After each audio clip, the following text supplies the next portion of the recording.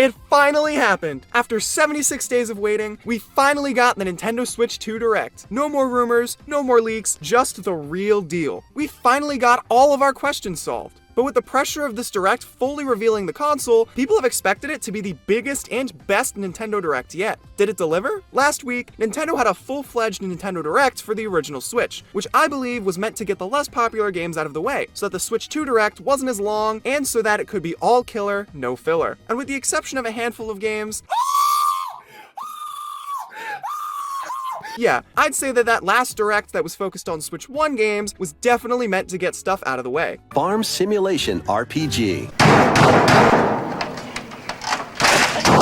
And it's obvious it worked out for Nintendo, because yeah, this Direct was packed with the goods. I waited until after the Direct to see what other information Nintendo had in store, and it was not so pretty. As good as the Direct was, it has me concerned about not only the Nintendo Switch 2, but the future of gaming as a whole. What could possibly be so bad though? Let's start with some good stuff. Mario Kart World looks stellar. After the huge success of Mario Kart 8 Deluxe, I was concerned that Nintendo wouldn't find a good twist to really pull me into Mario Kart World. Almost half of all Switch owners have Mario Kart 8 Deluxe. What could they add to convince them that they have to go out and buy a new console for it? The open world aspect of this game is amazing, and that alone is a great way to convince people to buy the game. It's something I've always wanted out of a Mario Kart game, so I'm really glad to see that it's real. The ability to drive from track to track in Grand Prix is really cool, the fact that you can wall ride and grind on rails is crazy, and the insane amount of characters is awesome! You can play as a freaking cow! That's wild! Of course though, there's a catch. Mario Kart World isn't just $70, no. It's $80.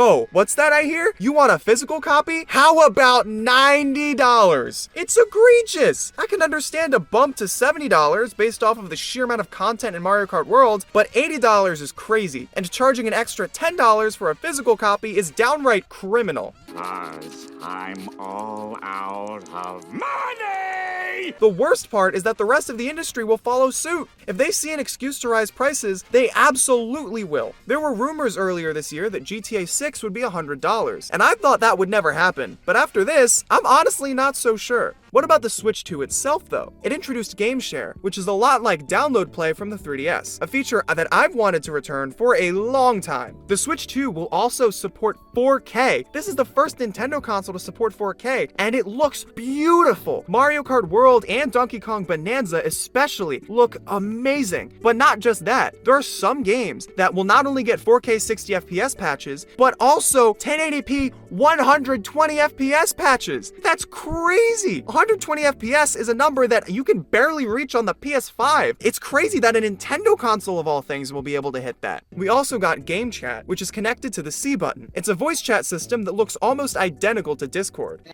Damn, it's quiet on that side now. Oh! It's quiet on that side now, isn't it, boy? You can even share your screen. The screen share looks kinda rough though. That didn't run at 30 FPS. Hell, I doubt it even ran at 15. I also worry about the reliance on the Switch's built-in microphone. When you're using the console in docked mode, it might be far from the couch you're sitting on, so the audio might not come across so well. Either way though, I'm extremely thankful that we finally got native voice chat on the Switch too.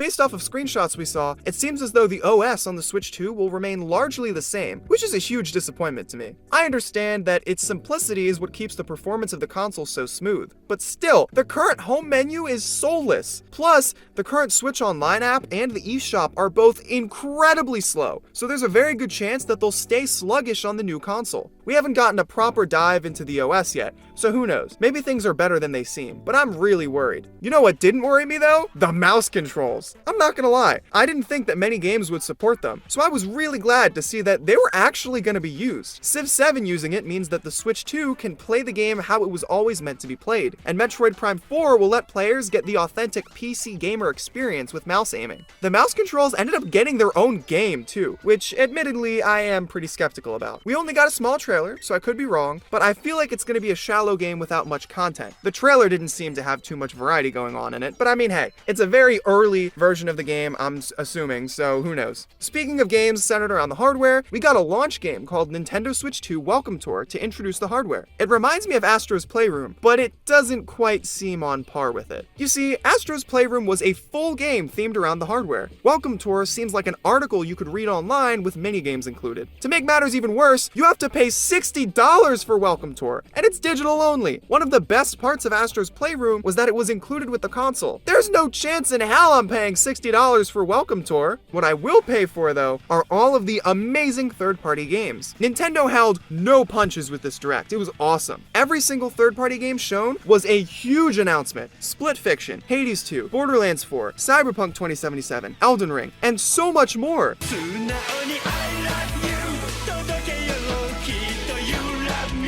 We even got the Duskbloods, which is an entirely new IP from FromSoftware that's exclusive to Switch 2. I thought it was Bloodborne at first, but hey, that's awesome. It's truly the best lineup of third-party games I have ever seen a Nintendo showcase. The first-party games were pretty good too. We're getting a new Hyrule Warriors game based on Tears of the Kingdom. I loved Age of Calamity back in 2020, so I'm really excited to give this new game a try. We're also getting a sequel to Kirby Air Ride, and it's directed by Sakurai. We haven't gotten a Kirby Air Ride game since the GameCube. Speaking of the GameCube, we're finally getting GameCube games on the Switch Online service. Not just that, but we're getting them on launch day. I say some because we aren't getting that many. Nintendo clearly intends to add more over time, so I'm not crazy worried about it, but it was a little disappointing to see how sparse the GameCube lineup will be at launch. Either way though, I'm going to be playing the crap out of the Wind Waker on launch day, and still, the sheer fact the GameCube is even on NSO is a massive win in my book. We're getting a new 3D Donkey Kong game, which, as far as I know, is the first one we've gotten since Donkey Kong 64. It's no 3D Mario, but boy is it a good replacement. The graphics look phenomenal, and the reactive environment looks like it will make for really fun gameplay. Some of the biggest first-party announcements weren't for new games though. Nintendo Switch games will be getting Switch 2 editions. For example, Mario Party Jamboree will be getting DLC that works with the Switch 2 camera and mouse controls, and Tears of the Kingdom and Breath of the Wild will get a facelift, as well as what is essentially a form of Google Maps for Hyrule. It's crazy. We don't know how much it will cost for these Switch 2 editions of games, but I'm glad to see that Nintendo is taking a different approach than Sony. Nintendo quickly talked about many Switch 2 editions, while Sony is content to drop a PS5 remaster and call it quits for 5 months. There were some things that did concern me though. The Switch 2 edition of Metroid Prime 4 will be on a game keycard, meaning that the cartridge doesn't hold the game files, but rather a connection to a server that you then download the game from. That genuinely scares me. It's no secret that physical media in general has been dying, and video games are no exception. The current PlayStation and Xbox consoles all have some version that doesn't have a disk drive attached, and even the ones that do are plagued with DRM. I used to think that Nintendo was the last hope for physical media, but apparently I was wrong. Pricing Mario Kart World and an extra $10 just for a physical copy clearly indicates their priority to get people to buy digital games. And with Metroid Prime 4, why even bother releasing a physical copy of the game if the cartridge is essentially just a digital version with extra steps?